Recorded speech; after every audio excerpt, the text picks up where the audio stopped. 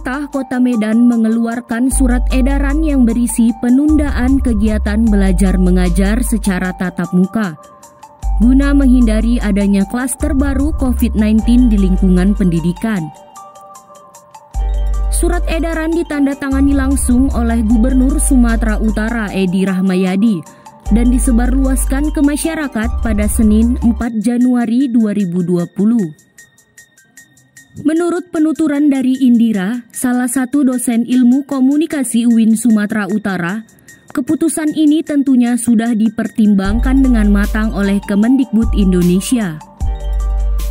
Menurut alur pikir saya bahwa Pak Menteri setelah diberikan masukan dari beberapa aspek, dari presentasi peningkatan, kemudian presentasi penyembuhan, dianggap belum bisa memastikan bahwa COVID-19 ini bisa ditangani atau direspon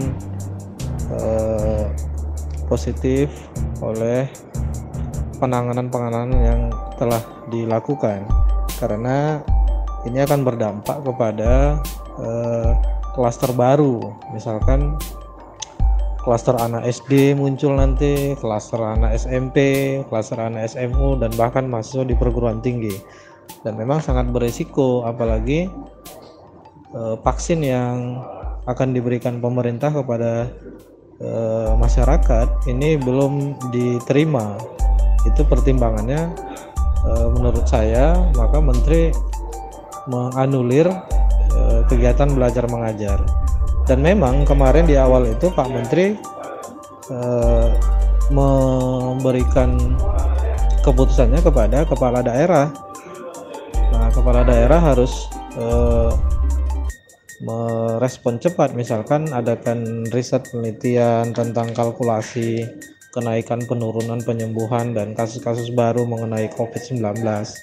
Nah, jika sudah ada penurunan dan kita bisa mengendalikan virus ini, maka kemungkinan sekolah atau kegiatan belajar mengajar tatap muka akan bisa direalisasikan. Saya pikir itu dia. Untuk di UIN Sumatera Utara sendiri, beliau belum bisa memastikan kapan kuliah tatap muka akan dilaksanakan. Mahasiswa diharapkan menunggu surat keputusan dari pihak rektor mengenai kebijakan ini. Sementara itu, Triwahyu Aji, salah satu mahasiswa ilmu komunikasi UIN Sumatera Utara, beranggapan bahwa kegiatan belajar mengajar secara daring kurang efektif karena tidak bisa sepenuhnya fokus pada materi yang diterima. Ada pula kendala lain seperti jaringan dan pembagian waktu jadwal kuliah. Menurut saya sebagai mahasiswa, perkuliahan selama pandemi ini sangat tidak terfokuskan dari materi-materi yang sedang dipelajari. Karena kegiatan belajar mengajar yang seharusnya dilakukan secara tatap muka, kini dilakukan di rumah melalui smartphone atau media sosial. Maka di dalam itu kami atau saya merasakan kebosanan di dalamnya.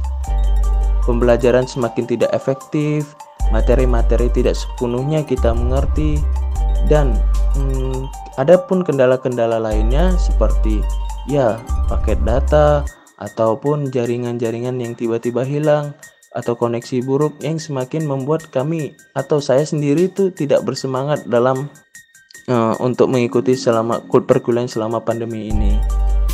Ditambah lagi tidak menentunya atau sering berubahnya jadwal mata kuliah yang dilakukan oleh dosen, dan ditambah lagi deadline tugas itu yang semakin membuat kami atau saya merasa jenuh dalam mengikuti perkuliahan secara daring ini.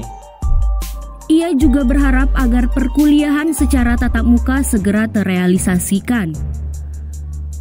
Dari Medan, Sumatera Utara, Anggi Damayanti dan Rahmat Ramadan melaporkan.